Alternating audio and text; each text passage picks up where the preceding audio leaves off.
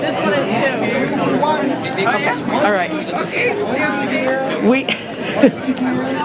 Are we still trying to get people in? Yes.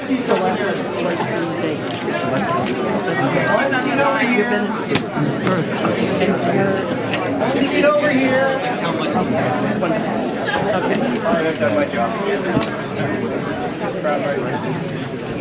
No, Lacey. L-A-C-Y.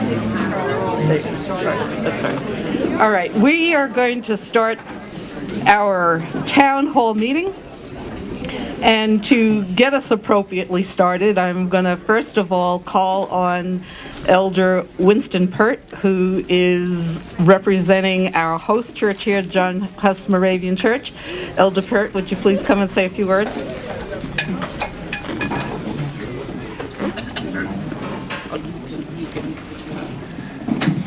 Here at John Huss, we like to start all gatherings such as this with a prayer. So if you don't mind, we ask you to bow your heads as we ask God's intervention in our discourse this evening. Let us pray. Gracious God, our Heavenly Father, we thank you that truly this is a day that you have made, and we will rejoice and be glad in it. The scripture also speaks about how pleasant it is when brethren, meaning brothers and sisters, men and women and children, can come together in unity of purpose. The overwhelming attendance this evening is testimony of how this community feels about the matter at hand. And so it demonstrates unity of purpose. And that is a good thing. For that we give you thanks. And we pray that our deliberations will be good deliberations. We will respect each other's opinion. And that truly your spirit will be in this place. We know that there are many concerns that this community faces. And this evening, as voice is given to those concerned, we pray that they will be done in a spirit of love, a spirit of respect for each other's opinion. So come now, Lord, and dwell with us, even as we have discourse, and we'll be careful to give you thanks. In Jesus' name we pray. Amen. We like to consider each other as brothers and sisters. That's how we refer to each other in our church. And so this evening, nonetheless, you are brothers and sisters. I'm not sure what your faith is, but whatever faith you embrace, we are brothers and sisters. And so on behalf of our pastor, the Reverend Dr. Michael Johnson, who I understand might be trying to make it here. I know he was in Toronto. Yesterday we had an exchange of pulpit. And so the pastor from Toronto was here, and he went to Toronto. And I know he's trying to work his way back. And I believe he's in New York and might show up. But I am one of the elders of the church. And it is our joy to welcome you here at 153 Ocean Avenue. As a church, we have just celebrated our 48th anniversary. We are not at this location for 48 years. We were at Franklin, and then we're at this location for some 33 years. And the last time I checked, we are like the only institution on this longest block here in Brooklyn. So because of that, we're overwhelmed. We are with much joy that we open our doors. And the mantra we hold here is that our doors, our arms, and our hearts are always wide open to receive you. I am very impressed at this overwhelming turnout, even on a rainy evening. It means that, come on, give yourself a clap. Yeah. It means that you're serious about what you're about. Serious and me. Okay. So that's a good thing. You know, I myself am becoming a little concerned because, you know, as I drive up between Church Avenue and Eastern Parkway, I notice almost every gas station is closing. And I see fence around them. And so you have to begin to watch your gauge now as how far you have to travel to get gas, because everything seems to be changing around us. And so we have a right to be concerned, but I trust that we can have our discourse in an amicable way, and as I mentioned in the prayer, respect each other's opinion. Just to introduce you a little bit to where our facilities is. I don't think you plan to do any cooking, but just in case you're going to be here all night, the kitchen is behind us. But I hope you brought food and all the seasoning and what have you. But the bathroom facilities are straight ahead. The men on the right and the ladies on the left. So should you need those facilities, you're welcome to go straight ahead. The men on the right, the ladies on the left. And I think that all you need to know by way of introduction. We have some very steep steps, and we ask you to negotiate them very carefully. We know that it's raining, and our sexton is constantly mapping up, because as you come in with the umbrellas, the steps get wet. So please be extra careful. We want to make sure nobody gets hurt. But we trust we'll have a good evening together as we have our deliberations. Thank you very much. And again, welcome to John Huss. And before I sit, I cannot do this.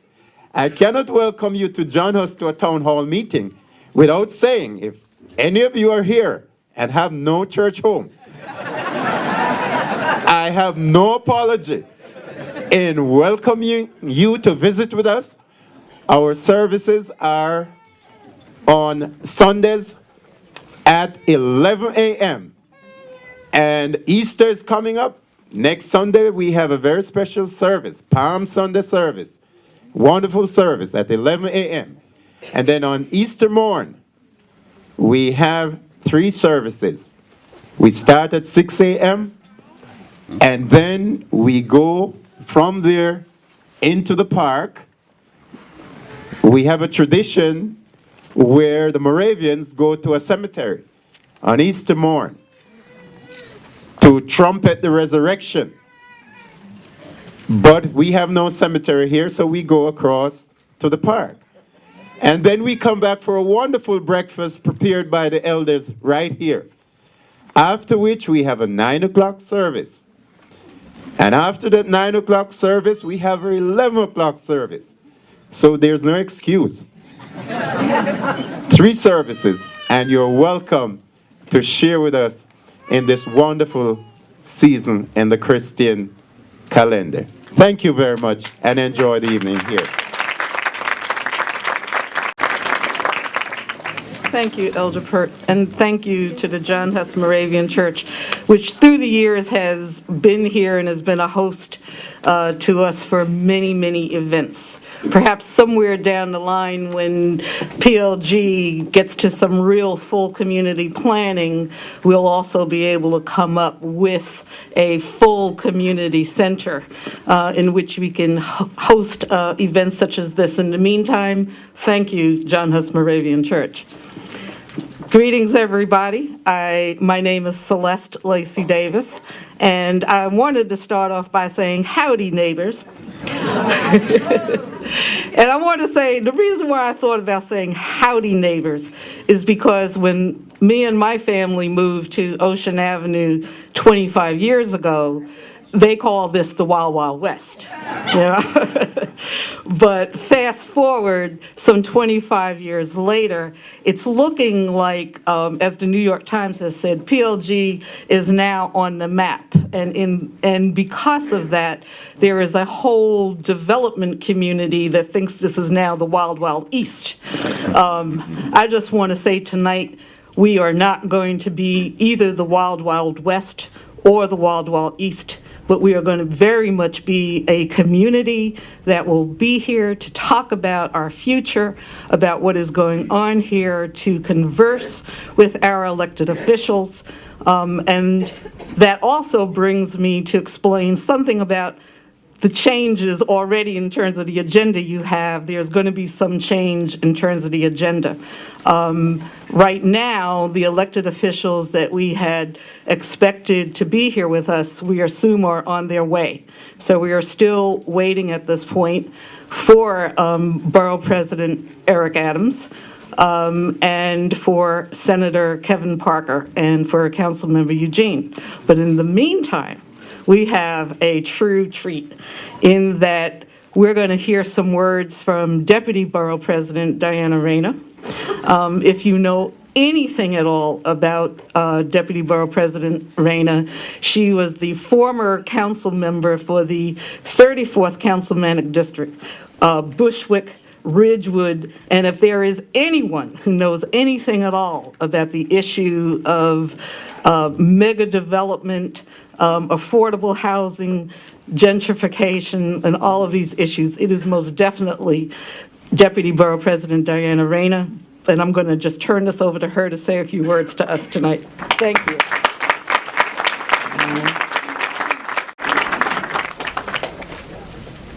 So good evening to everyone. I know that we have people on the stairwell, and if I can ask people to just continue to inch in so that way people who are outside could just continue to come in. Wherever you have space, just move up so that we can have everyone inside the room, not outside. We want to make sure that we hear from everyone as much as we can. As this evening continues to convene, I want to just share with you, I left the Borough President at Borough Hall. He was convening a meeting amongst the CEC, the Community Education Council, presidents of Brooklyn, and he needed to make sure that he was able to finish that meeting before he came here, so he should be on his way. I am his Deputy Borough President Diana Reyna, and I want to thank the Prospect Park East Network and its leadership for convening this important town hall. We met back about a month ago in Borough Hall, and they were very expressive of the sentiments of their community and making sure that they weren't going to stand idle. And as advocates, making sure that they were going to have a voice be heard in Borough Hall. Moving forward, there has been this agreement of making sure that we gave an opportunity to be able to have a town hall as a first, to be able to have healthy dialogue around what are some of the challenges, concerns, and how do we move forward one agenda on behalf of your community board, your community. And it's important because as Celeste, and I want to thank Celeste for being such a gracious moderator. It's not easy to be the moderator, but she's doing an excellent job, and I want to make sure you give her a round of applause, and the committee that put this together. Thank you, Celeste. And Elder Winston could not have been any more excited to see so many people in a house of worship, so I understand your excitement. We wish we could see Sunday Mass like this every Sunday, and we promise one way or another we'll come back. But making sure that we understand how important a house of worship is. I'll give you an example. I represented for 12 years Williamsburg, Bushwick, and Ridgewood, Queens. And my community of Williamsburg, where I grew up, I was born and raised in Williamsburg, live in Bushwick, and this particular community has had a rezoning and a downzoning. And so we've lived both worlds.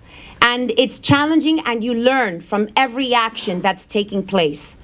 Most of all, you learn from what has been a community rebuilt from the ashes, from the ground up. And we lived through what were the fiscal crisis and what was the equivalent of the Bronx was burning, so was Williamsburg and Bushwick. And we went from having 170,000 people in Bushwick to 70,000 people in Bushwick. And so when I tell you we want to see development, we also want to see responsible development. Responsible development is what I understand. You are here, and that requires what would be a give and take. And so I want to represent what is the wishes of our community and making sure that your wish list becomes a forum, a starting point. And there's going to be an opportunity for us to deal with what are changes to that list.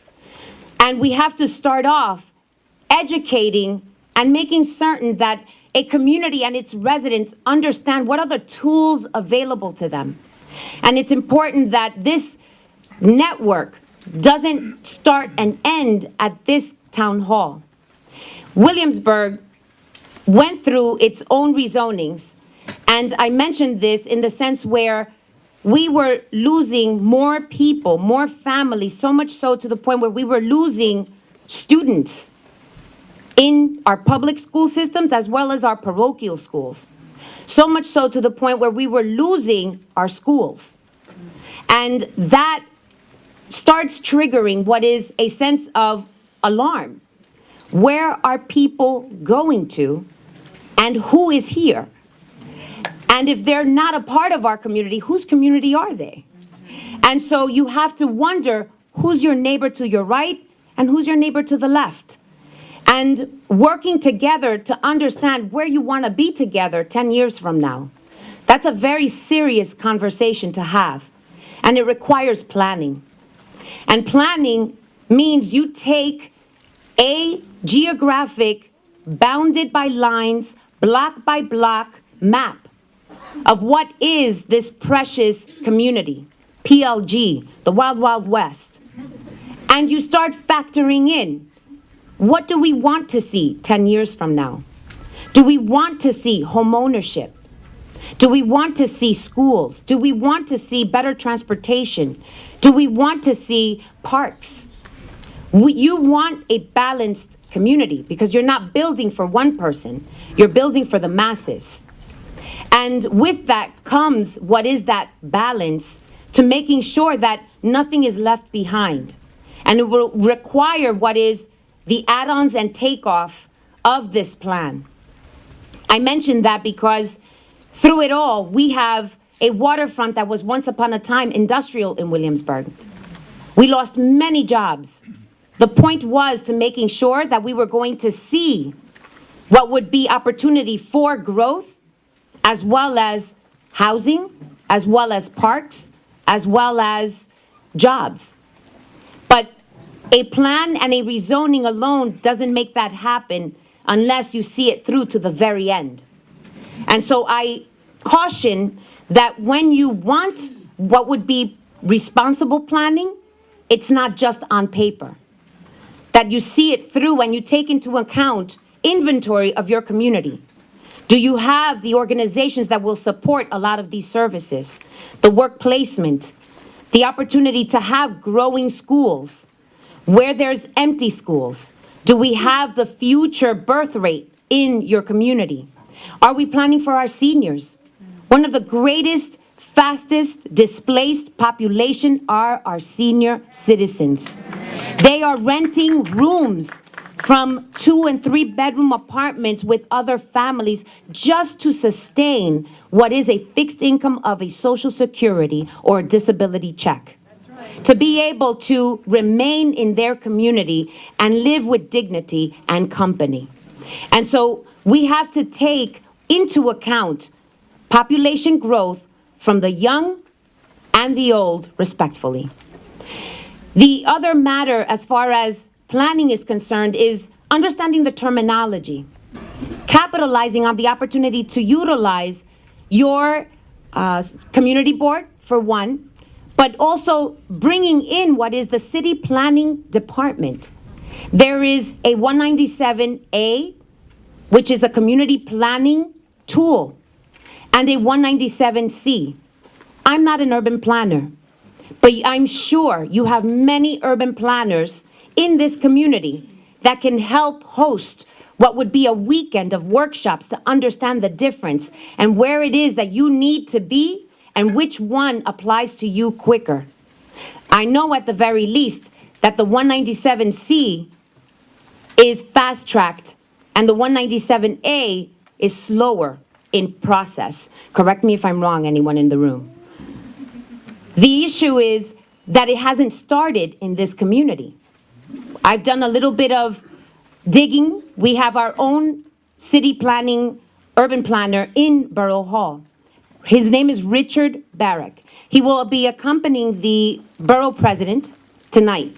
And he will be here to answer questions, to help you to understand the difference. But that doesn't get to be understood in one evening. That is a work in progress. You have to form what would be this network, a separate committee that will deal with those specific task-oriented goals of making sure that you drive that agenda and what it is you want to see. And then you regroup. As you count around the room, there must be at least 400 people here. 400 voices should be heard. 400 testimonies should be part of the record. A child should participate as much as an adult, because a child will see something very different than an adult. They may want more parks, and you may not even think about that. And we want to be able to understand that what is calculated as far as the cost of what would be maintaining the character of your neighborhood versus having opportunities for affordable housing. Today we talk about affordable housing like it's fashionable. And we're trying to understand, well, what is, affordable? Is $2,000 rents subsidized affordable? Because the going rate of affordable housing today, depending what part of the neighborhood, can cost you $2,000, and that's with taxpayer dollars. And so we have to start restructuring, reassessing where we are and where we want to be 10 years from now. And that is what this forum allows us to hear. And so this is not about blaming any one particular project or another, nor blaming one individual or another, but this is about making sure that we understand what are your needs and how do we move forward so that we have a plan with outcomes. That is the commitment that Borough President Eric Adams is making to you. That is a commitment that Borough Hall is going to make with you. And it requires each and every one of you to put in your energy, your thoughts, and your open mind to taking into consideration your neighbor's needs, not just your own. And with that, I want to turn it over to Celeste, and I want to thank everyone for just listening to what would be my personal and professional experience in the years I've dedicated to my own community, and now serving you as a deputy for the full borough of Brooklyn, my home borough. Thank you.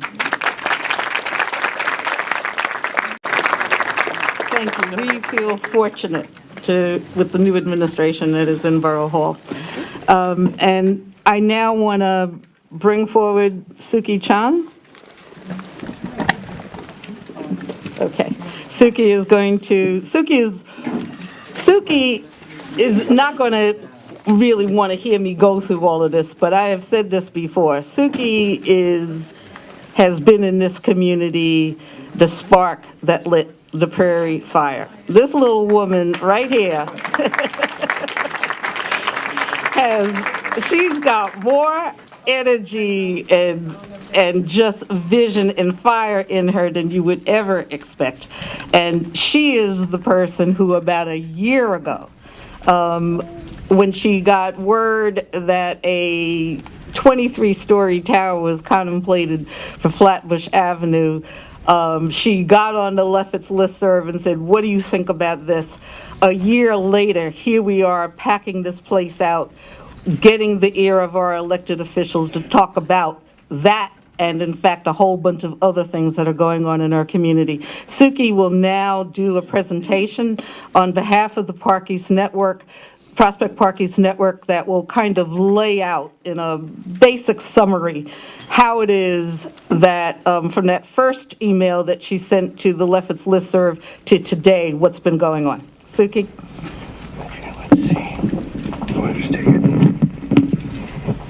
So I'd actually like to start by saying I'm not the first in this community to talk about these issues. In 2008, there was a planned 23-story tower at Lincoln Road. It was to be all luxury, and the community protested this tower. The builders ran into the recession. They weren't able to get funding to complete the tower. And a couple of years ago, a new responsible developer came along and bought the site.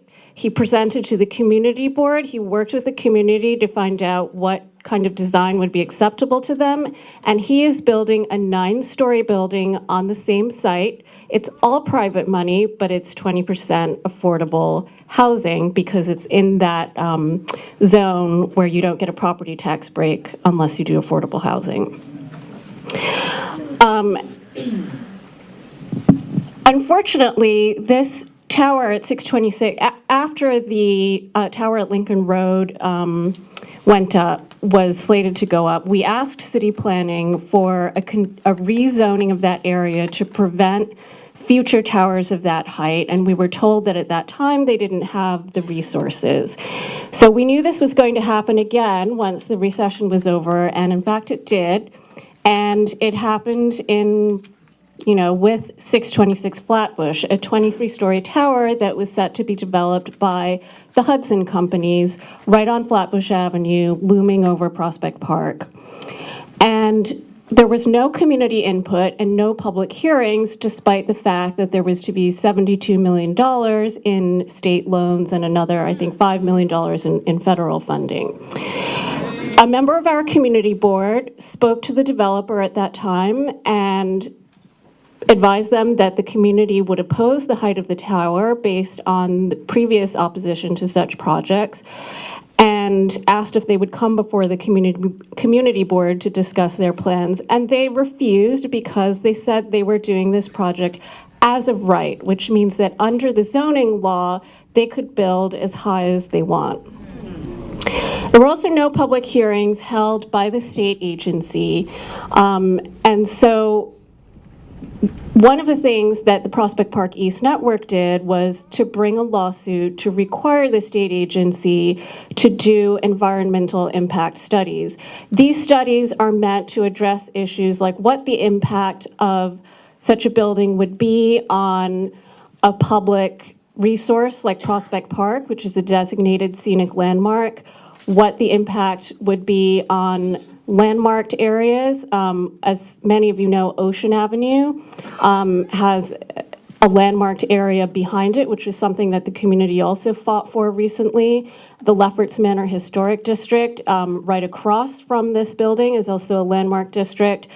And also, what would be the impact of this building on the socioeconomic environment in our community?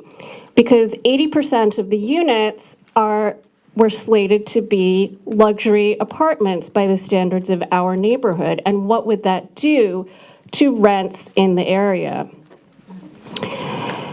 So this is what this building would look like. This picture comes off of the developer's website.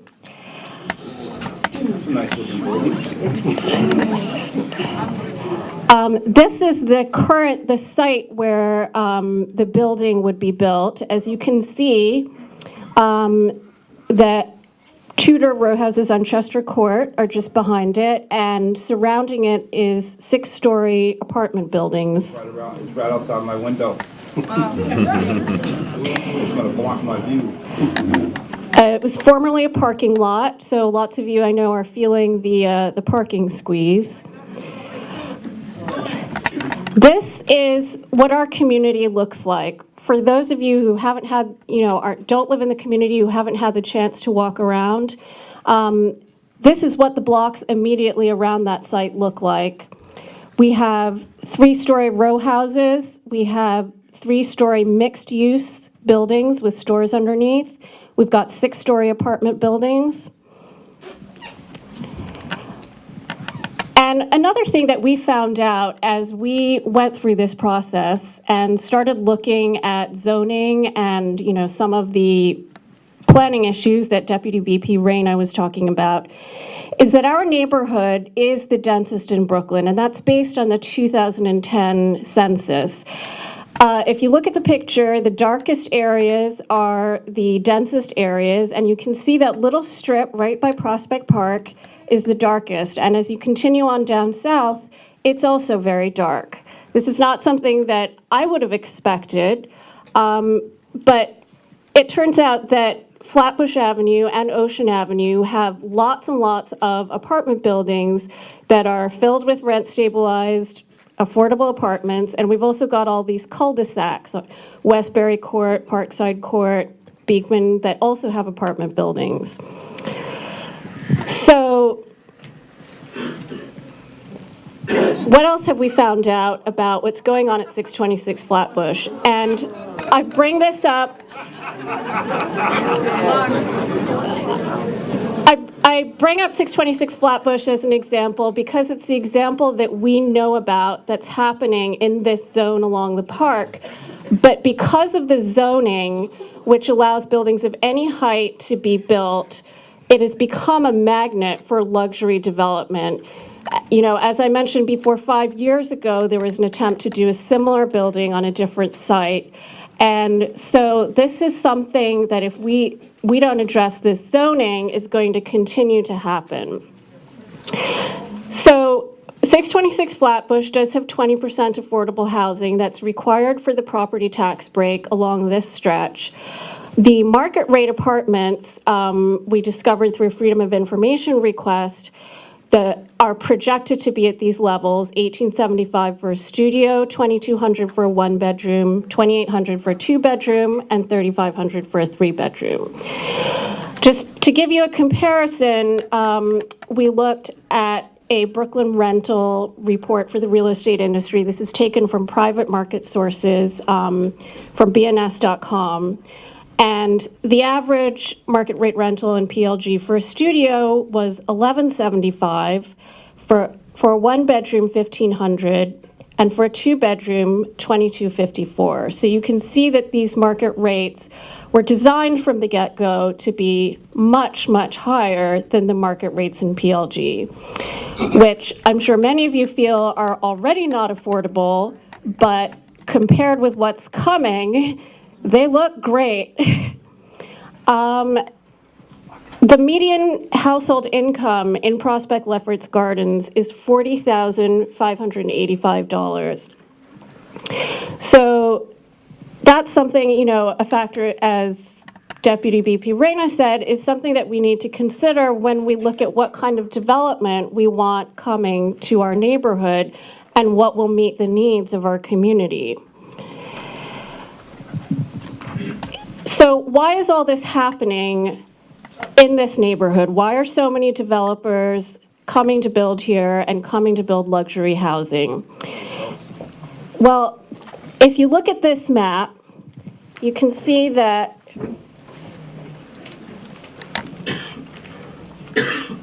on the left, on the west side of the park, all of the zoning has letters after it, and that means it's contextual zoning. That means the height is limited. For example, in an R6B, you wouldn't be able to build taller than 50 feet. In an R7A, you wouldn't be able to build taller than 80 feet. On this side of the park, the east side of the park, and it continues on beyond just this stretch here, there are no letters after the numbers. And that means they can effectively build to any height they want. The zoning only regulates the density or the bulk of buildings. So in this stretch here, that's R71, you could literally build the Empire State Building because it's very tall and skinny.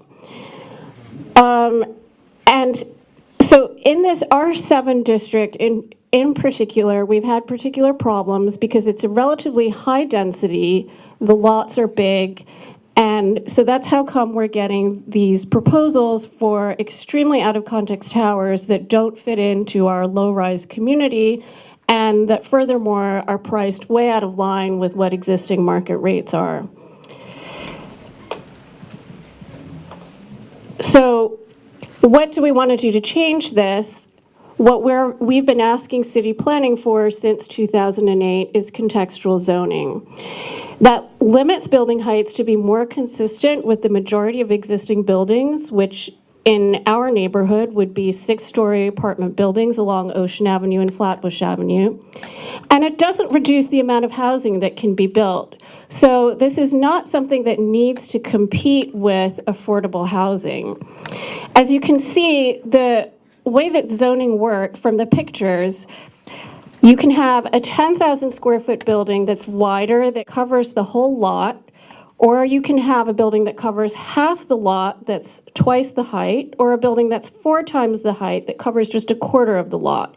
And what's going on with the buildings at 626 Flatbush and also the original proposal for 33 Lincoln Road is that they're covering only a small percentage of the lot. There's actually a lot of open space around it, and that's how they're getting up to that height. They could build out wider and lower, but in previous meetings with the community, the developer has said that they don't want to do that because it's optimal for them to build higher because people will pay more for nice views over the park. So this is what we're looking at for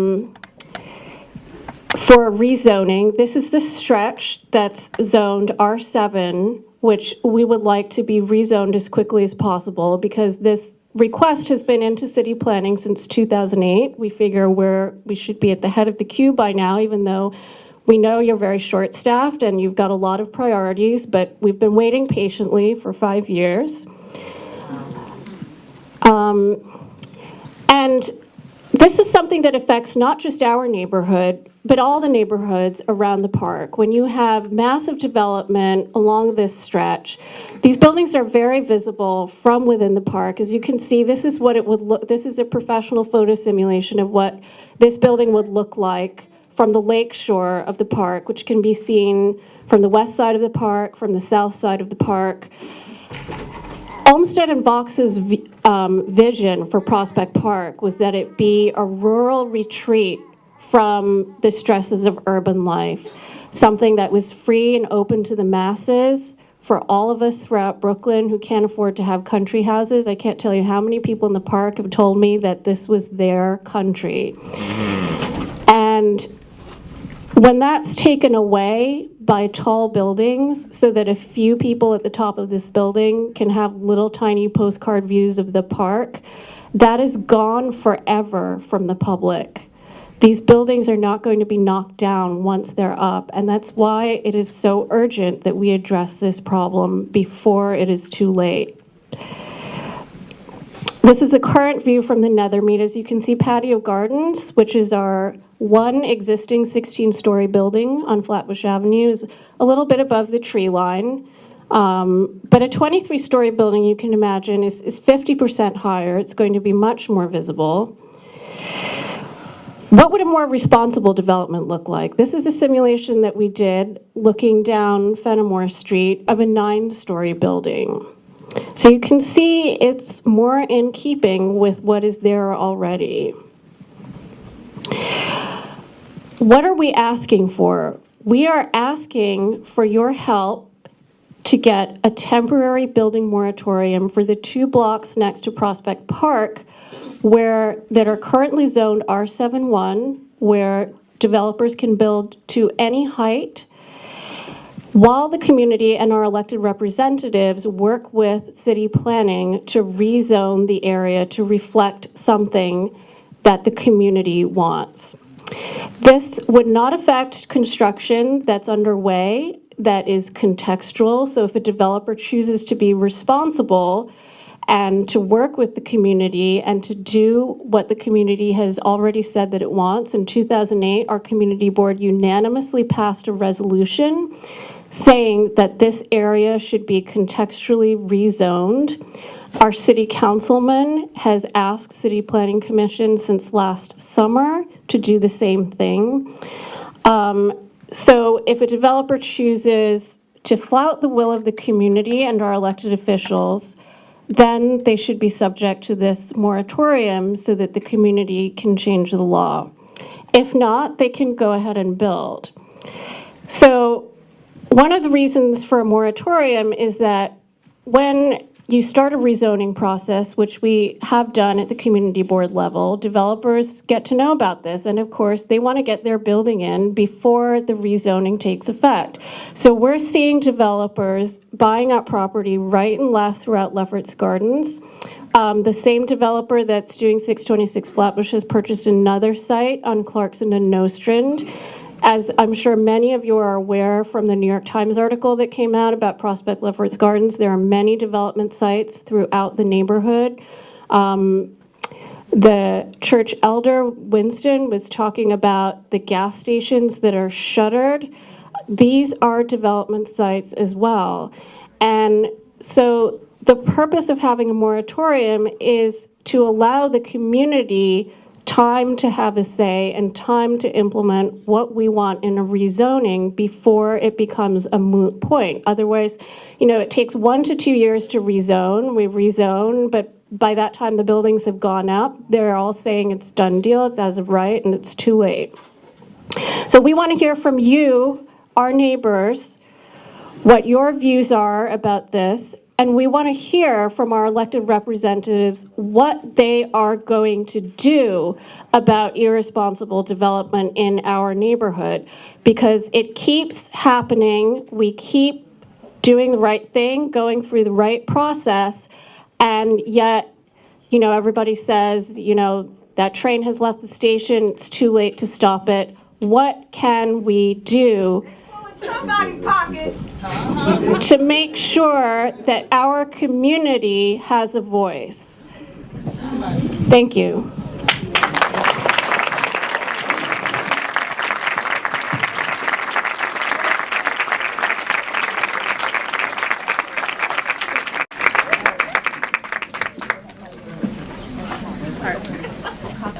Okay, so we're again having a little bit of flexibility on our program, and can we get lights here?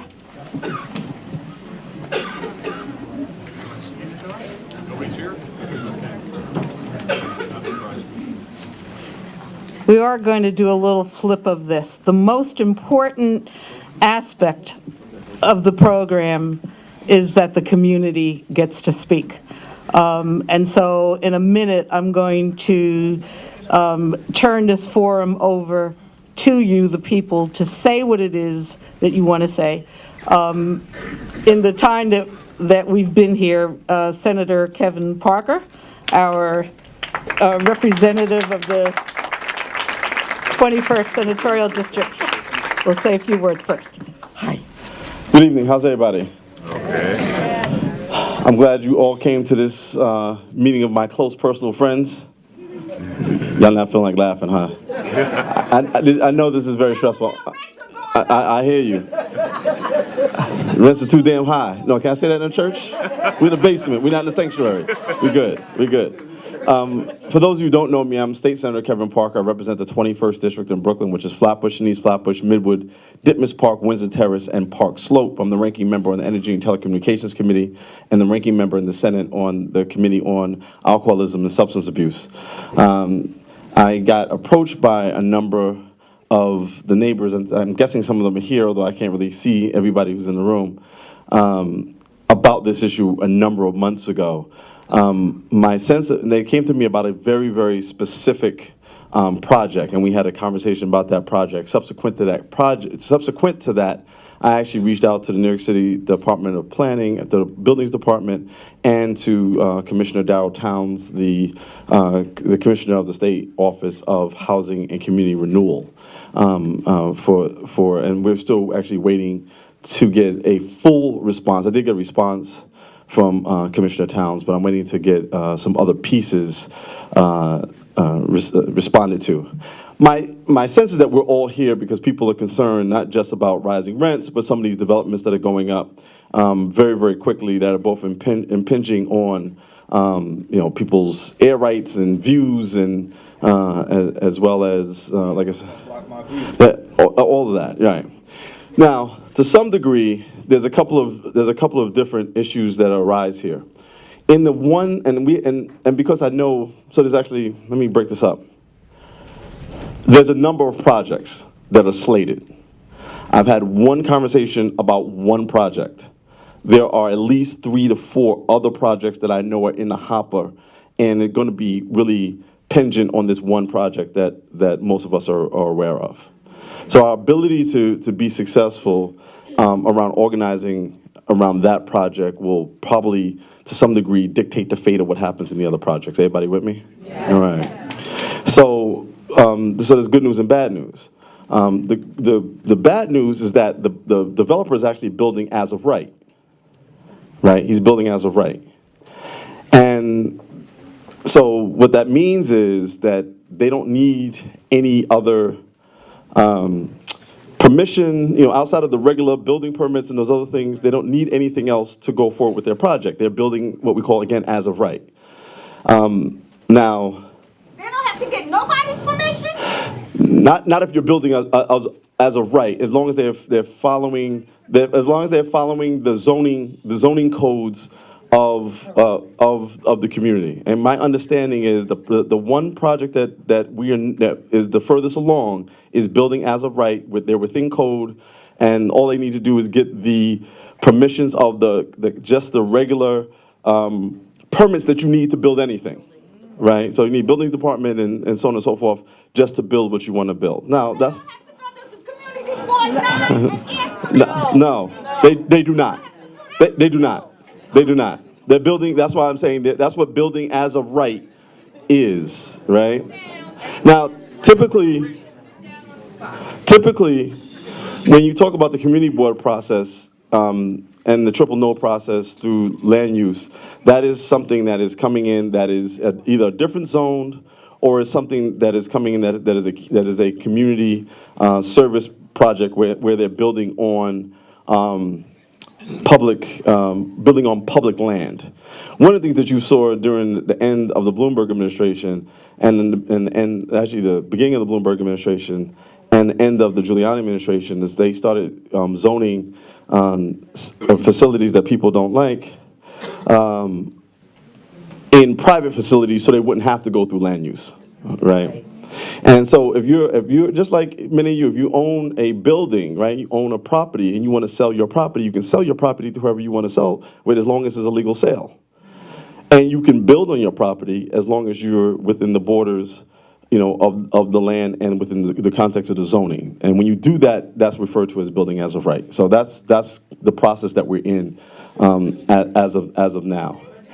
Now let me speak.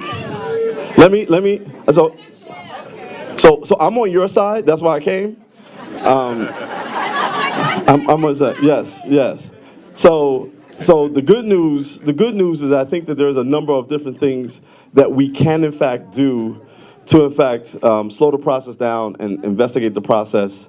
And I think that we're beginning to have those conversations about how that needs to go. I'm happy to see so many people here and a line outside of people who are waiting to get into the room because that shows that there's some real community support around it. And as I indicated to the group that came to see me, is that the biggest thing that this group needs to do is bring a lawsuit. Right? And I think that, all right, so I think that, I know some of that work has begun. And I think that the more people join it, the better, obviously, both from a resource perspective as well as the number of claimants who are, in fact, saying they've been harmed by this. So to the degree that you can do that, that will also help.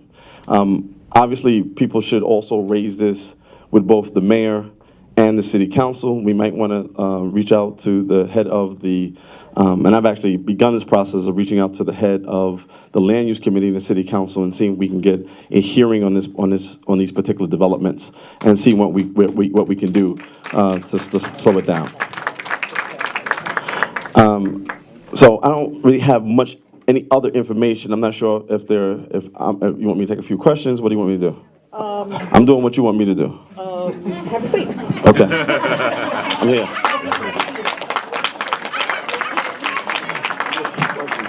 Okay. We thank you so much, Senator Parker.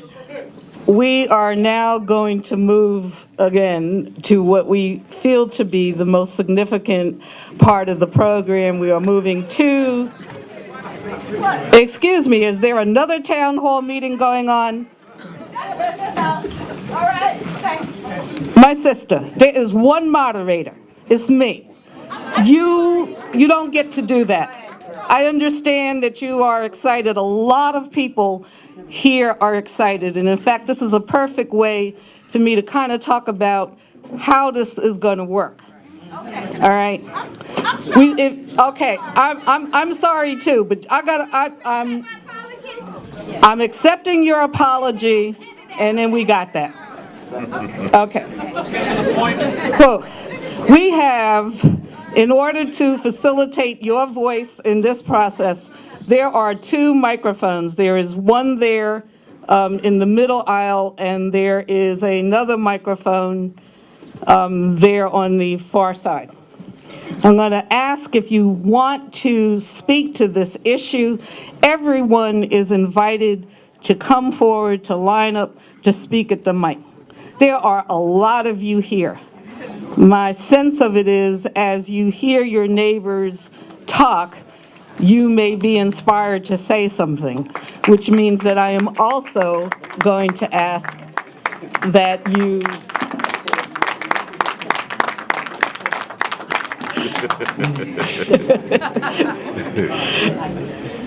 Good evening, Senator Adams. You know,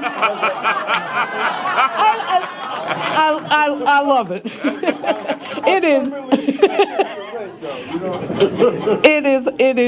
It is a delight to call you the Borough President Adams after so many years when you were our senator, right there on Flatbush Avenue.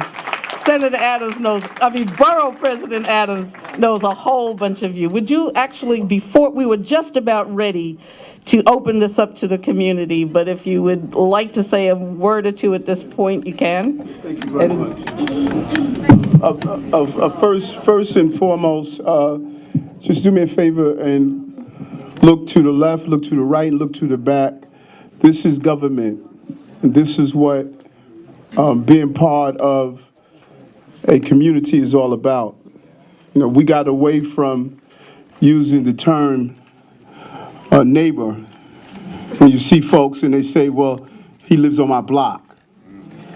And so we need to get back to a conversation about a neighborhood when we are all in it together, and the concerns that cause us to mobilize is something that we believe in a very passionate fashion. I did not spend 22 years of my life protecting this community as a police officer to see it dissolve.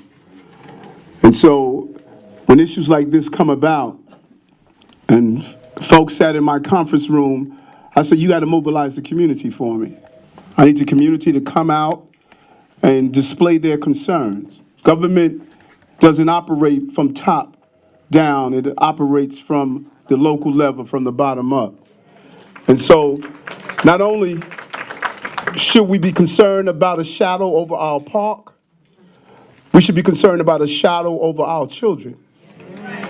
We should be concerned about a shadow of the lack of adequate food and the hospitals that are closing in our midst, and crime, And so this coalition of people who are concerned about, is grass going to get enough sun? We must be concerned about, are the people of this community going to get enough resources? And Kevin and I and Dr. Eugene and so many others, we are able to do our job when the community mobilized like this. And so I applaud you, and I'm happy to walk into a room where different ethnicity and faces and cultural backgrounds and professions are coming together to mobilize over an issue. This is what government is about. This is what I've seen and witnessed throughout this entire city. So let's keep the fire on so we can have the community we want.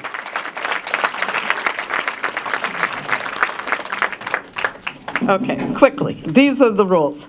There are the two microphones. I'm going to ask you to line up, and we were thinking we were going to try to keep you to a time limit of no more than 2 minutes per speaker. Depending on how many of you want to speak, there may be a point that we're going to have to actually cut that number so that as many of you can speak as possible. I will ask when you come to the microphone, it would be really considerate and informative to the rest of us if you can say your name, say something about either where you live, if you're not a member of the PLG community, what it was that attracted you to come to the meeting, and then, of course, whatever your remarks are. We're definitely, again, because there's so many of you, we're going to ask you to be concise. Our time is limited. This is not the moment to get to the mic and thank the Academy and all of the people in your life who've made it so wonderful. Be considerate of others. Please be relevant also. We, know why we're here. We're not here to talk about the new parking lot in Prospect Park. We're not here to talk about the improvement of the Parkside Plaza. Thank you, Rudy Delson. But tonight, the issue really is about contextual zoning, affordable housing, out-of-control, irresponsible real estate development, building moratorium. That's what we're here for. And lastly, I just wanted to say that those were the ground rules. I wanted to remind you of the house rules. We are in a house of worship. Okay. You may not be a religious person, you may not have faith, but for the next hour or so, as you hear people speak, love your neighbor as you love yourself, all right? Have some respect. Even if people are getting up here and saying things that you don't agree with, it's the idea that you don't agree with. It's not the person. So don't critique the person, don't blame the person, challenge the idea. And let's let our elected officials, hello, Councilmember Eugene. Hi. I thought that I was invisible. You came in while I got you this mic. I just happened to turn around and see you. If you would like 30 seconds, a minute or so to speak before the community or after.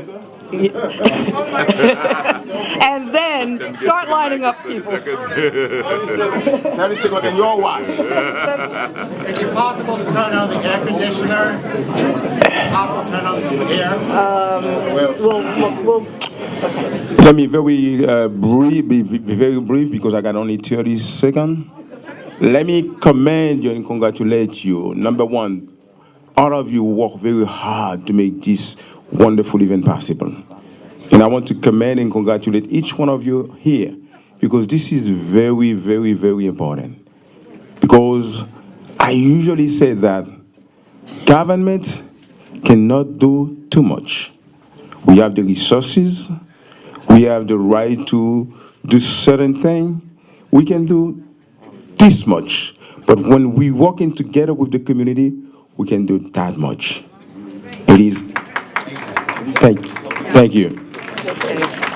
It is our community. I'm here to show one more time my support and to work together with you and with my colleagues to make sure that we resolve this very important issue affecting the community. I'm all yours. God bless you.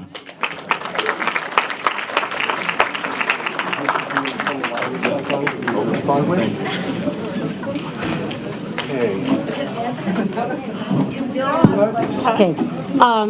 First of all, to identify myself, my name's Kim Butler.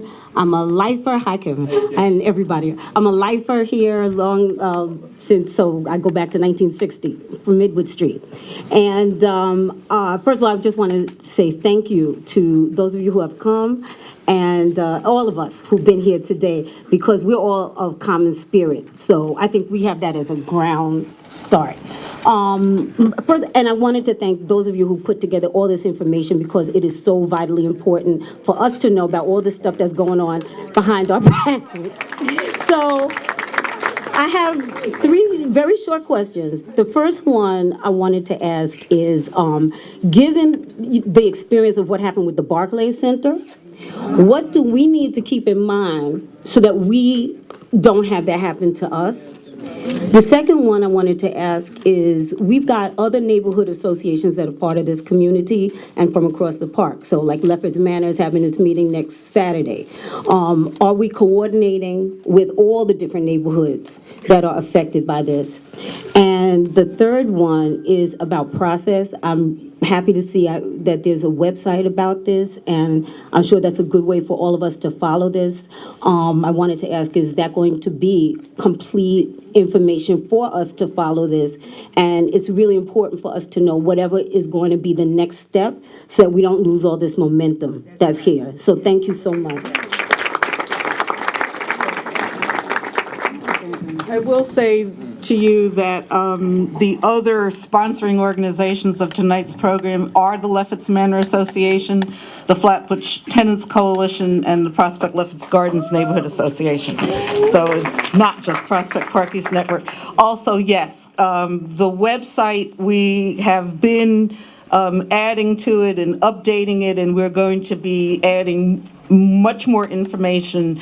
That will be an excellent source for you to find out the latest of what's going on with the lawsuit. And by the way, the moderator, I shouldn't be in this role because I got a big mouth. The moderator is not supposed to say anything, but I must say at this point that there is an issue with respect to 626 that although the building is technically with respect to the Department of Buildings, it is as of right, the developer can come in and do whatever he wants to do. The particular issue here, however, is that the developer has gone for $76 million in public money to erect that building. And when you do that, you have to take into account the environmental impact on the community in which you are building. So it is as of right, but not of right to environmentally harass a community. That's what the lawsuit is about. That's right.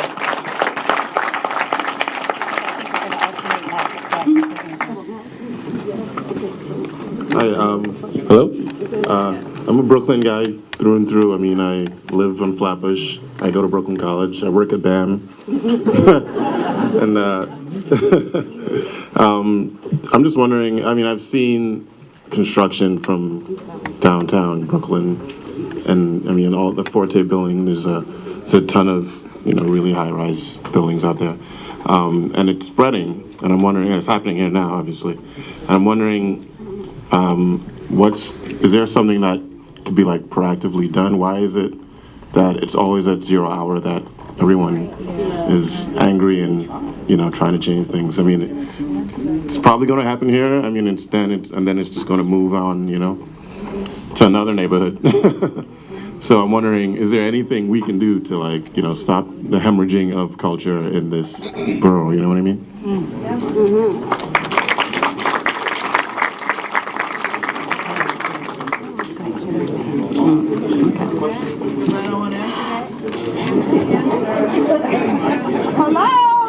No. I think. Okay. Really? It's on. Okay. Can I get a little bit more volume? No, he's here. Thank you, brother. I appreciate the question. I think that, so part of it is that we have to, there's a change as people have been knowing in Brooklyn, and it started way before the arena, right? So when we allowed what they call it, the Queen of Brooklyn, what's that first skyscraper? As soon as we allowed the zoning to go higher than the Williamsburg Savings Bank building, some of those who lived in Brooklyn a long time, you don't remember, you're too young. But those who remember, you couldn't build anything in the borough. The two highest landmarks in the borough was the parachute jump in Coney Island and the Williamsburg Savings Bank building, right? And you couldn't build anything higher than that. When we began building up, the Brooklyn Bridge area, that Cobble Hill downtown area, that was kind of the beginning of the end, right? And so what we're seeing is the wave of development coming, which is not necessarily a bad thing, right? And so we're not anti-development here. The question is, what does responsible development look like? What does sustainable development look like? How does the community that's indigenous to the areas still maintain, a way of life that suits them as we in fact do this? And so, I don't think people know things that, this is not 0 hour, right? 0 hour, we would be at a different place if it was really 0 hour, and there's lots of things that we can do. Now that we're here and we're organized, we now have an opportunity to look at all of the projects. We now have a new borough president who many of these projects have to go through, so he's here and he's representing and talking to us about these issues, right? And again, as I've indicated, I think that there's a couple of different paths that we have to go through. I think, again, the lawsuit is going to be really, really important. I heard somebody earlier ask about the notion of slowing down the permits. You can't slow down permits just to slow down permits. The developers are citizens, American citizens too. They have rights, and they have the right to develop, just like you have a right to your property and those kind of things. And there's due processes. And so there are processes by which we as community members can in fact challenge things, but you just can't slow things up just to slow those things up. And I think that we will work together to kind of figure out where the choke points are in the process and the right agencies to in fact do that. And again, one of the things I suggested is that we work with the members of the council to get a land use hearing on these projects and try to see if we can get some accommodation from the developers to not stop their development, but to do something that fits within the nature and the environment of the community and work within the contexts that the community wants to see something developed. Let me just add something very quick. There are two solutions, short-term one and long-term one. The short-term one is what you are doing, mobilize and get together and do every effort that you can do to affect this project right now. But the long-term one is to do the rezoning. Because those builders, those developers, they are able to do that because the zoning allows them to do it. So we got to work on the rezoning. What I did, I already sent a letter to the commissioner. You know that, many of you here know that. To ask the commissioner to do a study and to consider the rezoning of this block. Not only this block, we are facing the same situation in many areas in Brooklyn. We have Community Board 17. I submitted a letter, I sent a letter also to the commissioner to start the process of rezoning for the Community Board 17. We have also Community Board 9, which is this one.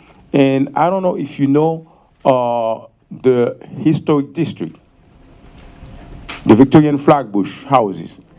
When I was elected, I advocated with some of the leaders of this block.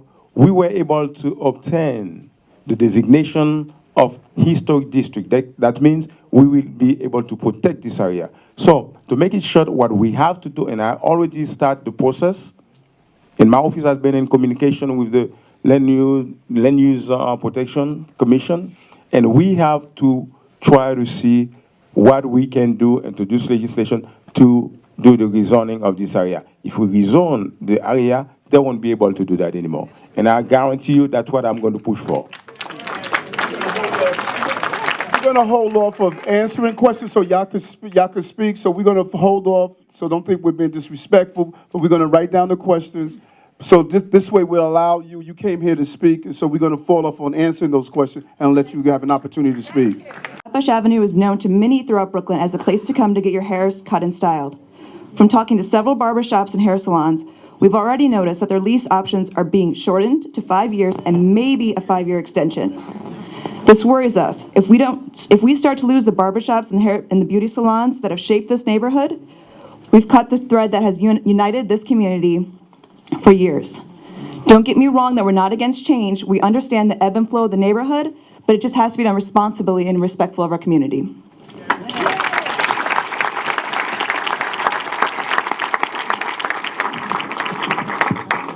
Hi, my name is Nathaniel. I live on Beekman. I've been here about 2 years. I'd like to first commend everybody for being much more open to the idea of development can be okay and change can be okay than honestly I expected from a meeting like this. And I had a pretty specific suggestion about what we can do as a part of this rezoning process. You guys mentioned accurately earlier that this isn't really about height translating into number of apartments, it's about floor area ratio. So that lot at 626 that's being developed can have a certain multiple of its total land area as built up area. That's what determines how many apartments can actually be built and sold, which also in turn determines in a small way what we all pay for in rent. The more apartments that are available, the more supply there is, the lower the price will be, or the less the price will rise as people want to move into this neighborhood. So one thing we might think about if we are trying to negotiate a permanent rezoning, not just a temporary moratorium, is maybe a higher floor area ratio. That might be the kind of compromise that interested developers could go for in exchange for a lower height. Thank you. Hi, my name is Carl Blake, and as my wife just said, we moved into the neighborhood about 7 years ago, opened a business, and decided to invest in the neighborhood. My question is, since there are not a lot that we could do with the variables that are available to us, the historic neighborhood, the federal funding, what can the Borough President office do to stop the building or at least reduce the height? Because at the end of the day, you know, Senator Adams, you've been a good guy. I've come to your office, we've chat a number of times. I'd hate to see this be the fingerprint left on your stay in the Borough President's office. So we're hoping that you'd use, you'd use whatever available, resources at your disposal to reduce the height of this building.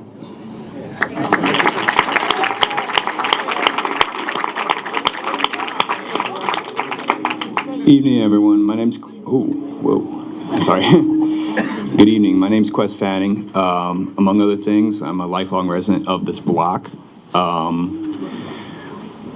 There's a difference. There's different ways to develop and not destroy. If you looked at Williamsburg a number of years back, it was a vestige of a place where there had been industry, and it was useful to bring in more people. Can you hear me? All right. It was useful to bring in more people at that point. But here we are in the most densely populated piece of the borough.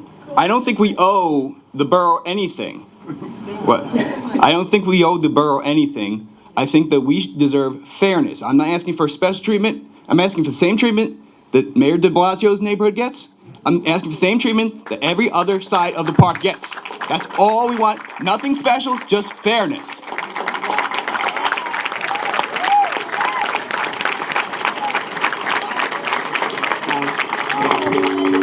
Sorry. Hi, my name is Natasha Werther, and I work for the Department of Education. And I actually work in the area of contracts. So we just got this initiative that we're going to push universal pre-K. That means 450 contracts in a matter of 6 weeks.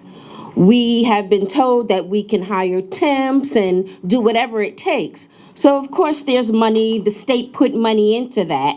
And I, like the other lady, not pointing fingers, not being abrasive, I'm just saying, as someone, my parents have lived on this block for 47 years.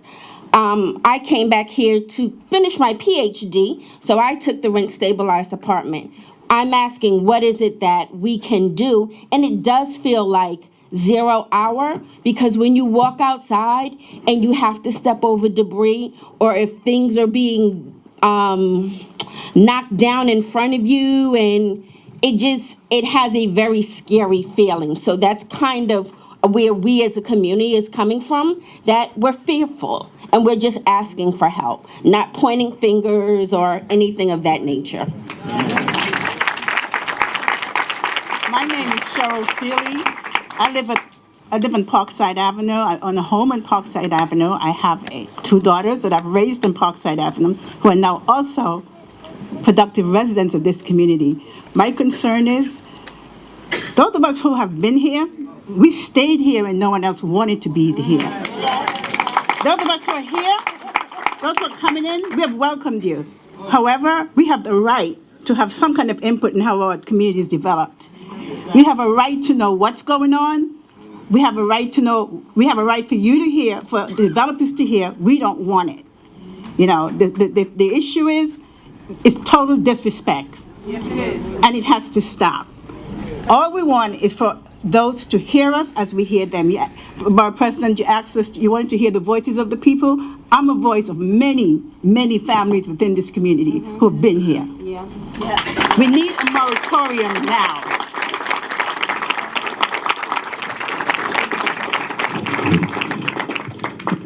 Good night, Mr. Adams, Kevin, Eugene. My name is Michael Dennis, and I'm the block president of Hawthorne Street Block Association. I'm also a part of the youth committee and Community Board 9. One of my concerns, other than the shortening of the building, is affordable housing. What is affordable housing? A lot of my friends that are here right now, they're living in their mother's apartment by default because they passed away and they're able to afford the apartment. A lot of them have roommates, and that's how they're able to pay rent. I would like to raise my daughter in this community that I was raised in, and I would like to be able to afford an apartment here. So one of my concerns is being able to afford an apartment here, and I also work for the social services as well. So I want to stay here and be able to pay rent, affordable rent.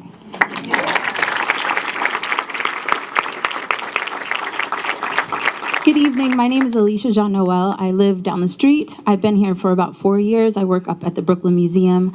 I am a contributor to this community because I want to, because I feel committed to it. I have contributed to block associations and things like that at different areas of Brooklyn that I've lived, but I feel particularly drawn to this particular neighborhood. And I'm very interested in the presentation that was given earlier in the evening, and I want to know one specific action that we all can take, because we're in a solution-oriented conversation right now with people that are committed to change. And I feel like it does feel like kind of the last hour. It feels like things are happening. We're trying to scramble together. And I know that if we're going to scramble together, we need to know one thing that we can do. That's what I would like to offer up to the community, because I know if we do one thing and we can put action towards it, then we might be able to help the rezoning issue, which seems like the biggest thing, is to be able to change that zone. And then the second thing is to figure out the $73 million, how that can be halted. So if we can know one thing to help those two directives, I believe that we'll be able to get a lot of movement. And especially if we use social media, we can incorporate lots of different ways that we're used to engaging and do that. So thank you very much for organizing this, and I'm happy to be here. I just wanted to cut in here to say you're not the first person to have raised that tonight. If you look at the agenda, the last item on the agenda is next steps and close, and we're absolutely going to cover what it is that you can do if you want to get involved in this fight before you all leave here. Thank you. Good evening. Someone asked where the lawyers were, and I'm one of them. I'm happy to be here. I work for South Brooklyn Legal Services. My name is Rachel Hannaford. And our legal services organization, in conjunction with Wilmer Hale, a very fancy and excellent law firm in downtown Manhattan, have filed a lawsuit against the developer and the State Housing Finance Agency under the environmental laws.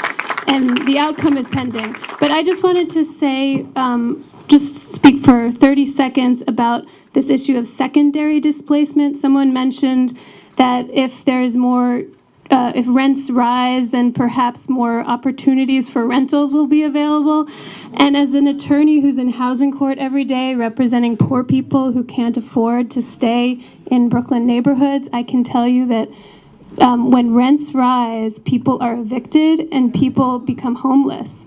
And I see that every day, and that is what could happen here if the market changes, which it may. Sorry, sorry to end on that note.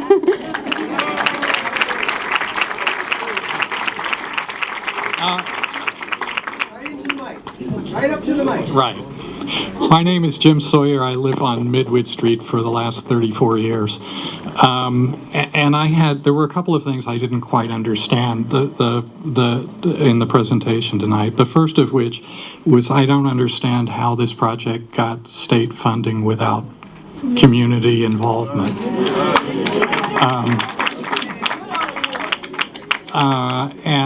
And the second one was I heard that that the community asked for a zoning change in 2008, and I'm wondering why there's been no progress at all.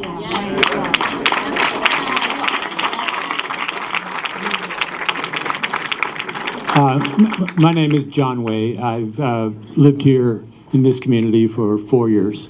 I'm a retired hospital social worker, interfaith. And anyway, I got involved with PPEN when I heard what they were doing. And there's one thing that I believe in, which is the people's rights to speak for themselves.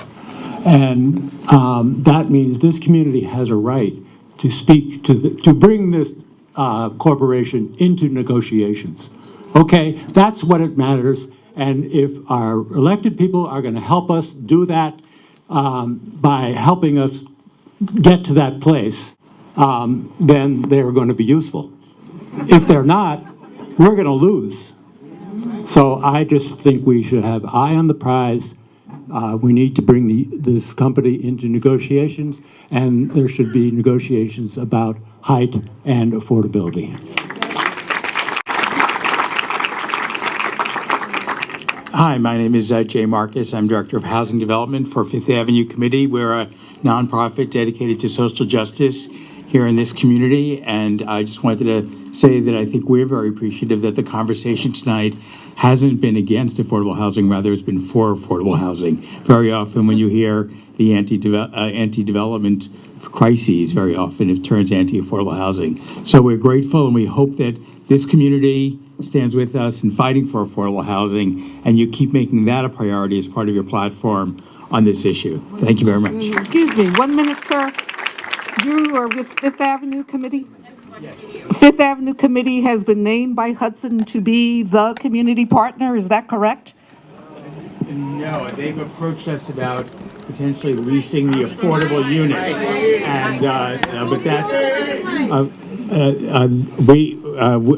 they've approached us about potentially leasing the affordable units if when the project is developed, but they just literally called us recently and we just started discussions, and we want to support affordable housing, but we want to do it in the context of community. I would hope so. Okay, thank you. Thank you.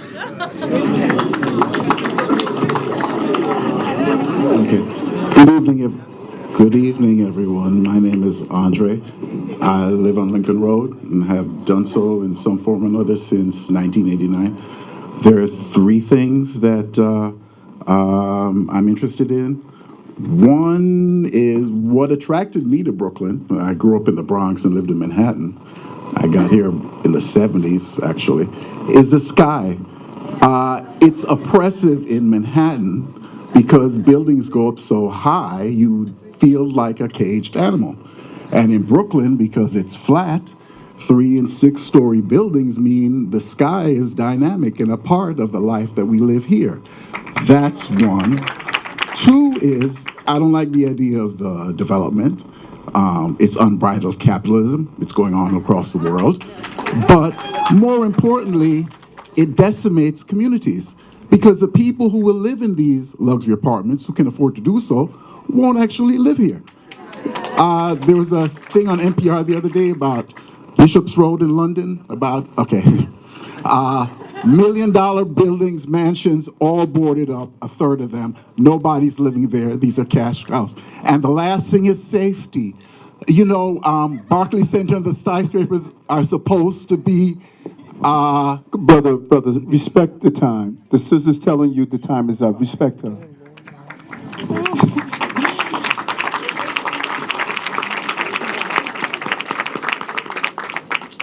Hi, good evening. My name is Reyna Andrews. I'm a mother of five, and I love Prospect Park. Okay, already the building that they destroyed in Flatbush Avenue, that was my doctor's office. So it's completely gone. It's relocated. Okay, so it started affecting me as a person in the community and plus a lot of other people in the community. Prospect Park is the home away from home. I'm from Jamaica, West Indies. Okay, a lot of trees that, you know, we have outdoors. I take my kids in the park and it's like I'm in Jamaica. Okay, I don't have to buy a ticket, I'm in Jamaica. Okay? So I really don't like the idea of the building. I really don't. And two, not everybody gonna be able to afford a luxury apartment. I don't make a lot of money.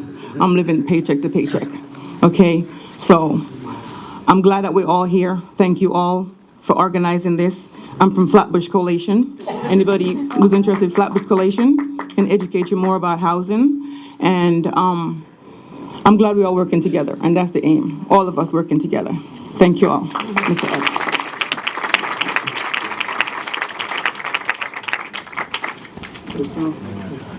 Oh, hey, I'm Tim Thomas. I wrote a blog called The Queue at Parkside, and I've been actively following this for some time.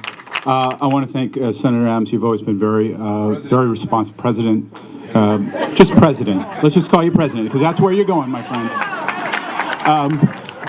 You've always been very responsive and a friend to the community. I don't know you as well, Senator Parker, and Councilman Eugene. I'm glad you're here.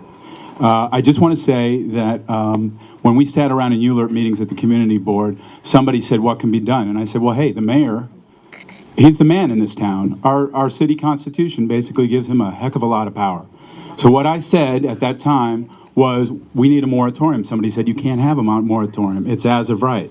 I think that's a lot of bull. I've read history about this town, and when the mayor wants something, I'm going to point fingers at the guy who's not here, right? That's easy to do. If the mayor wants to do something in this town, the mayor can do it. That's why the next step, and what I'm asking the three of you tonight, to make a commitment to make it an urgent matter before the mayor.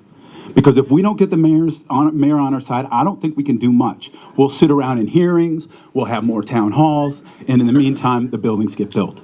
So I want you to take it to City Hall, take it to the governor if you have to. That's what I think we need to do. Get the big boys on our side.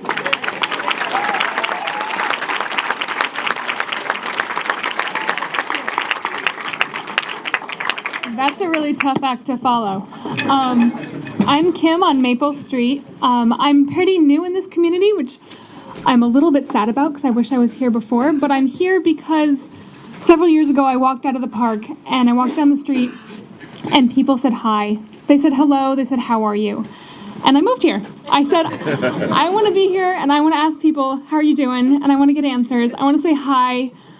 And I don't see this anywhere else in Brooklyn, and it's valuable and we've got to keep it. And another thing I love is that everyone's here tonight. It's rare and it's wonderful. So one thing that it hasn't come up, and I'm wondering why I haven't heard it, there's an article in the Times recently about tax breaks for long-term homeowners. And it mentioned Philadelphia specifically as doing this. It mentioned Boston, it mentioned DC, and New York was nowhere. But that's one thing that's forcing long-term homeowners out of their homes. Why are we not doing this? That's a way to keep people here. Rental is a different issue, and that's a conversation that should be happening. But this is one way we can do it, and I want to hear that on the table.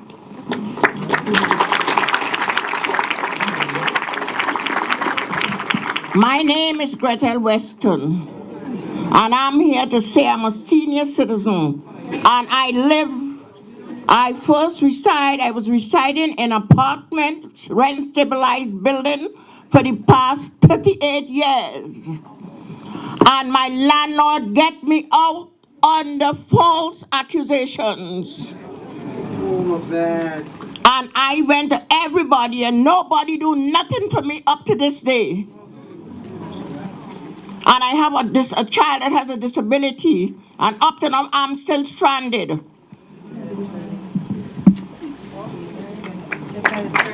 What he did it for, to subdivide the apartments, and that's what he did to my apartment, subdivide it with other apartments.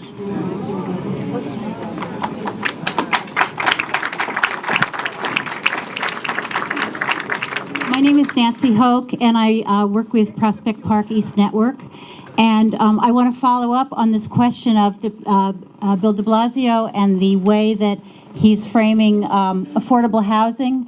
He's talking about if you have high buildings, you can have, it's okay as long as you have affordable housing. But one of the problems with that, and what we're seeing in this neighborhood, and we just heard about it, is that as you build a luxury apartment like this, or with enough luxury apartments, you get what's called secondary displacement. And what that is, and we're already seeing it in our neighborhood, is the rents all around in the affordable apartments start rising, because now those landlords are seeing an opportunity. So even if you're living in and you know this, even if you're living in a stabilized apartment right now, there's a lot of harassment going on in the apartments around here, right?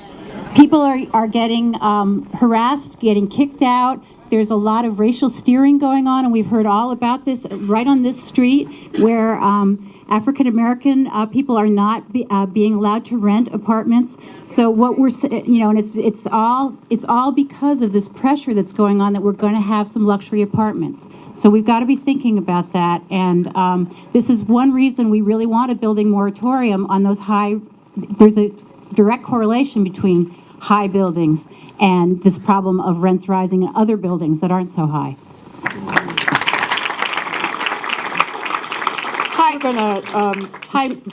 Excuse me, before you speak, I just want to say that we are really coming to the end of this portion of the program, so the gentleman that's right, you will be the last person.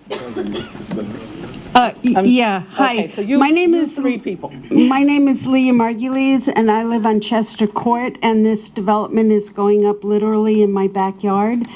And, I've been in this community 8 years, and I feel like the person who spoke right before, it's been an absolute pleasure to be here, because it's a very neighborly place, and it's very mixed racially, culturally, economically, and I've never had that experience in New York, and I'm a native New Yorker, so I really want to protect this community.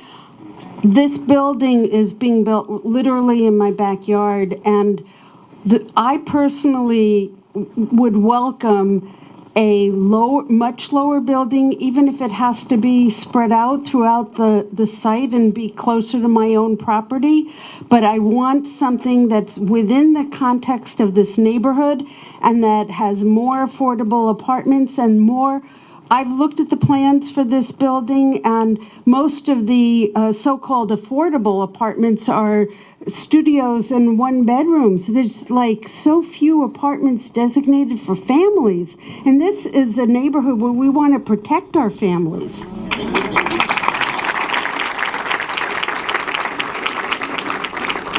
Hi, my name is Aga Trojanak. I'm the coordinator for the Flatbush Tenant Coalition.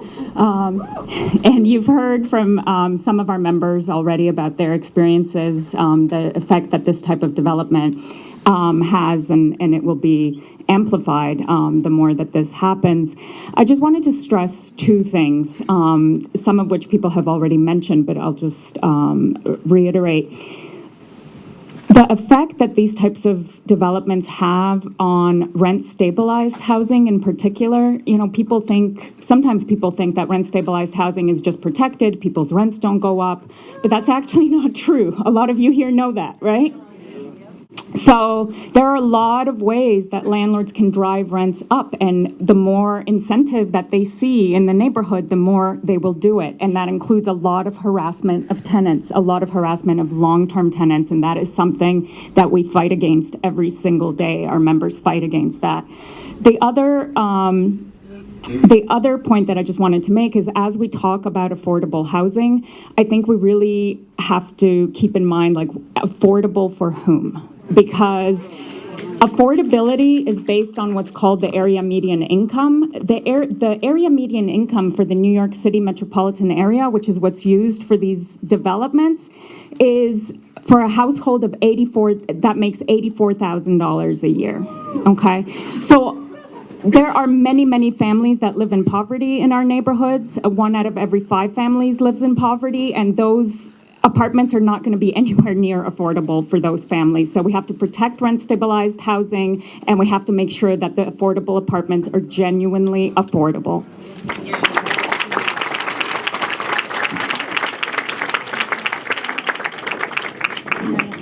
Yeah, good evening. My name is Nicholas Almono for 139 Winthrop Street. I've been around this area for the last 5 years. I like the neighborhood. I like for that neighborhood to keep its character. More than ever, we have to think about the seniors in the neighborhood.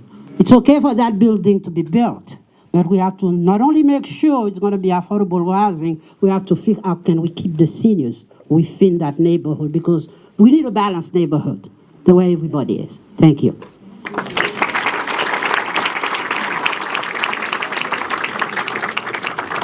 Okay, we have come to the end of our open town hall meeting, and I now want to give the mic back to Borough President Adams and Senator Parker and Eugene. You may want to say a few things in response to the community. After that, we will, in fact, do some thank yous and cover next steps. If you want to be involved in this fight, just hold here a few minutes longer to find out how you can get involved. But first. Next steps be first. Sure. Okay, so first of all, if you want to stay connected, you should have on the materials that were passed out here. You will have information that leads you to the Prospect Park East Network website. We have our email addresses. We have our Facebook page.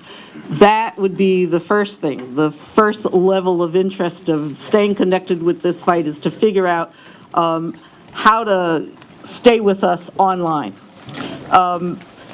Let your voice be heard. If you didn't get a chance to talk tonight, by all means, write letters to our elected officials. Write letters to Borough President Adams, to Senator Parker, and to Councilmember Eugene. It would be nice if you do a CC to the Prospect Park East Network, but this is not the only way in which your voice can be heard. Also, talk to your neighbors. Talk to your neighbors on your block. Talk to your block associations. Talk to the people in the stores that you patronize. Talk to everybody about this issue, because believe it or not, there are still large numbers of people in our community who do not understand what is going on. You do. And it is up to you to help spread the information. Can you give us the name of the people in charge of the zoning decision? Who are holding up the zoning? Well, we're going to have to go to the Department of City Planning. As I understand it, are there members of the Department of City Planning that are in this meeting tonight? Yes, okay. Yeah, where? We're going to need this person to help us work on getting contextual zoning, so let's not take them out. I just want to say that we previously, a couple of weeks ago, there was a community forum that Community Board number 9 hosted at the Brooklyn Botanic Gardens. The Department of City Planning was there. We talked about the entire zoning issues of the district. Tonight we're specifically talking about the issues in this area, PLG. But eventually, this whole issue of how to protect the neighborhood is going to go to the Department of City Planning. Just getting back to what you can do. Moratorium. Okay, I was going to get to that, but absolutely, that is the call. We want a moratorium. The way that we're going to get that, obviously, is to, implore our elected officials to take the lead in this, to be the, the spearhead that gets our mayor, our now progressive mayor, to not only look at the issue of affordable housing, but to also look at the issue of preserving neighborhood character. I mean, the two things are intertwined. We're not interested in affordable housing with 80-story apartment buildings. There is a way that this can be done more responsibly, better than this so-called 80-20 formula. But we need to have a moratorium so that the community gets the time to really sit down and figure out what it is that we want to see, and that the Department of Planning can come up with a reasonable plan. That's why we need the moratorium. There are some of you who will be content with going to the website, looking on the Facebook page, coming to these meetings, but there will be others of you who want to be more involved. We asked you to, sign the list. If you are truly interested, somebody from Prospect Park East Network will be getting in touch with you in the next week or 2 weeks or so, and we will be sending you a letter explaining the ways in which you can get more involved with the Prospect Park East Network.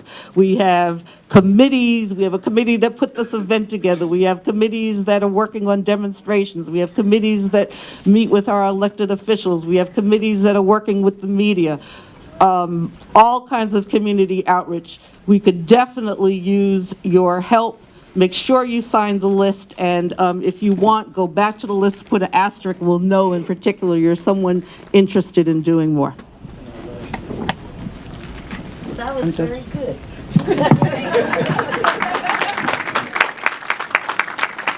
A couple of things, and I don't know if time permits. I have with me Richie Barrett from my office, who is the housing guru. You know, many of you have met with him, and he understands really the intricacies of dealing with housing.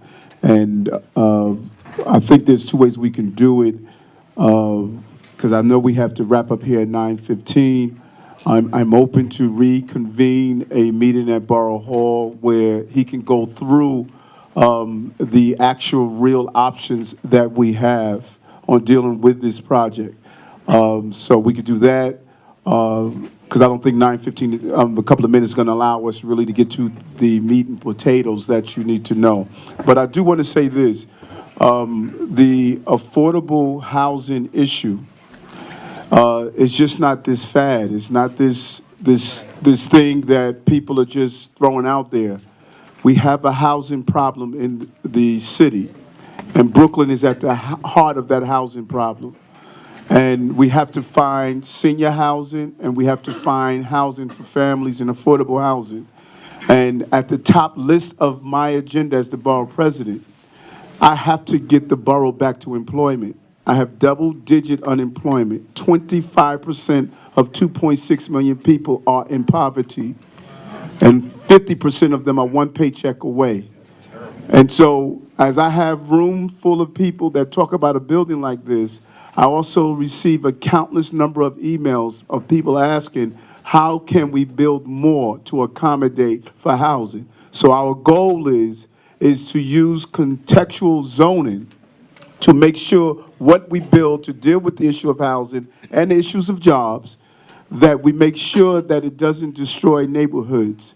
But and we need to be very clear on this. The mayor has put out an aggressive agenda of building 200,000 units of affordable housing. And we don't have a lot of land space.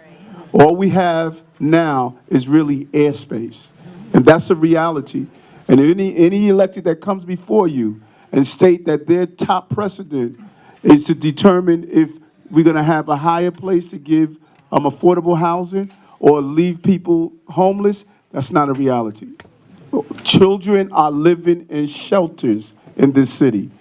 The largest number of children living in shelters in history are now living in shelters. I can't go before those families and state I'm not going to aggressively push for affordable housing. That's at the top of my agenda, finding affordable housing. And if I can do that without having skyscrapers all over our community, I'm going to push hard as hell to accomplish that. But at the top list of my agenda is finding homes for people and putting people back to gainful employment. I don't sleep well at night that I go home to a warm house every night, and other Brooklynites don't do that. That's a reality for me. So Richard is here.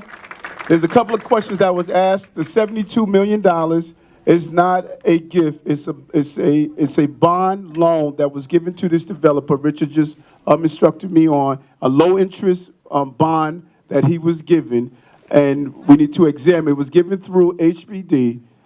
Dow Towns is in charge. I'm sorry. State Housing Finance Agency that Richard just shared with me, and so. That is dealing with the governor's office. Kevin, even when I was in the Senate, I wish we could pull back some of the money that we saw developers receive, but that's not the reality. So what I need to do, I borrow from the Sims model. An educated consumer is our best customer. So I need for Richard to spend a day. Okay, wait, no, hold on, sir. Sir, we're not gonna yell out at each other. You know, we sat here patiently and heard the community, and we want you to do the same for us so we can get to a resolution. The apartment, someone asked about the apartments in the building, is 100% rental, and it's an 80-20 model, meaning 80% market, 20% affordable housing.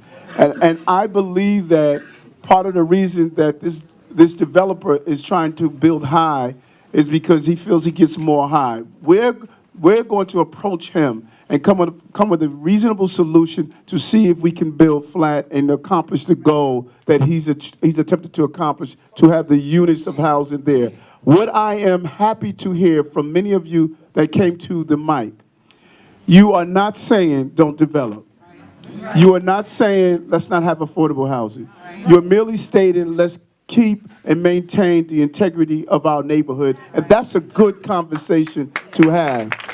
And we're willing, and that's a conversation that I can push in an extreme comfortable manner. And we will reach out to the developer, and we will engage the city, the mayor's office, to see what we can do to try to get this project to stay contextually with the community that we're in. So, Richard, we will let the organizers know a day when you can come, and Richard can give you a full rundown. We'll do it next week because we know we're on the clock, but we can give you a full rundown so you can fight this and with information and facts that are in hand. Lastly, someone raised an issue about housing. Jesse Hamilton is here. Jesse is now at the Senate office. If there's some issues with housing that people are having, Jesse's an attorney also, has spent a lot of time in housing court. Reach out to him, and whatever we can do. He's over at my old Senate office on the corner of Bedford and Montgomery. Yeah, right. The rent was too high on Flatbush. They threw me out. You know, right.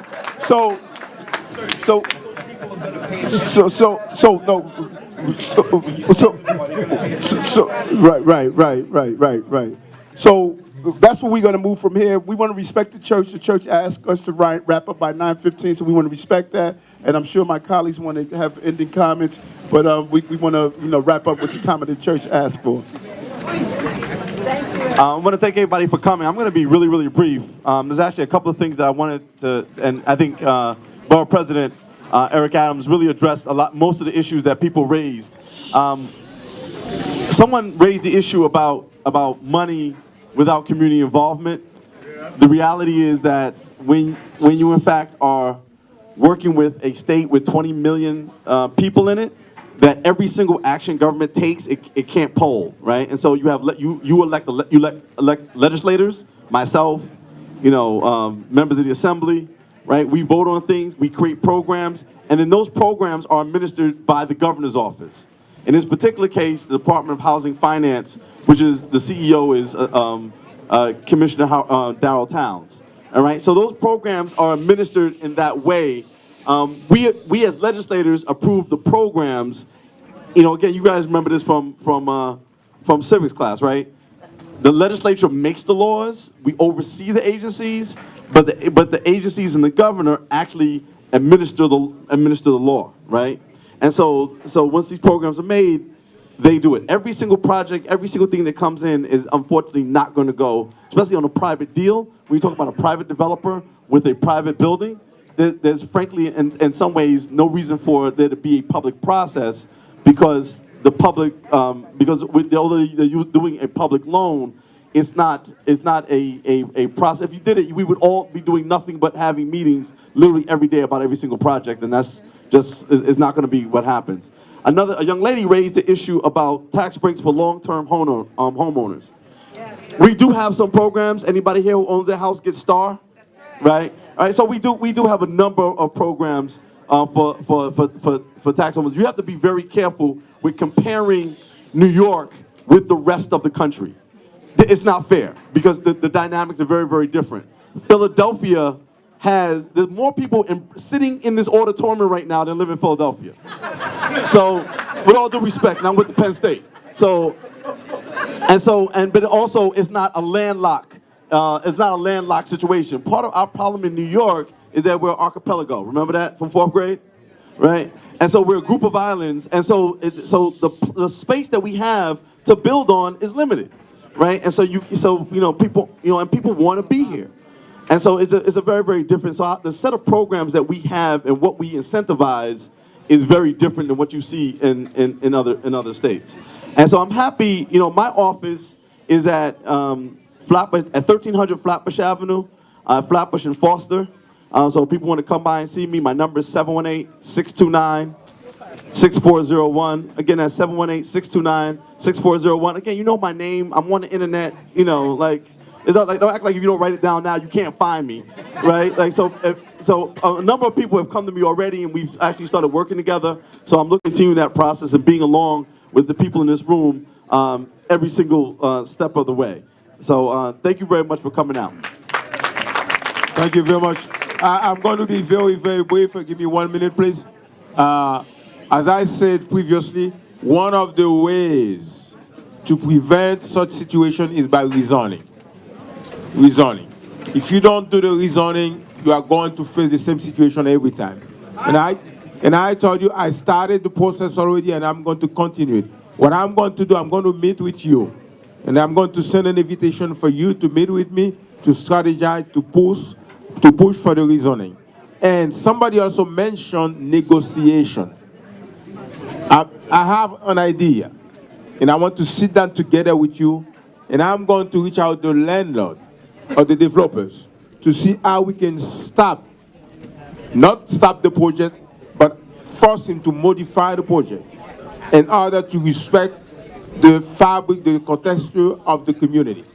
So I'm going to call you, we're going to meet together, and I'm going back to the city council and speak to the land use chairman and see what can we do as a city to make sure that we protect the neighborhood. Thank you very much. Thank you, everybody. First of all, we want to thank again our John Huss Moravian Church, which gave us the space to have the meeting, to our elected officials, Borough President Adams, Senator Parker, and Eugene. Most of all, thank you, PLG, for coming out. In the time that I have lived here, this is the issue that has brought out more people, more galvanized for action than I have ever seen. Let's keep the fight going. Fight the tower. We need a moratorium now.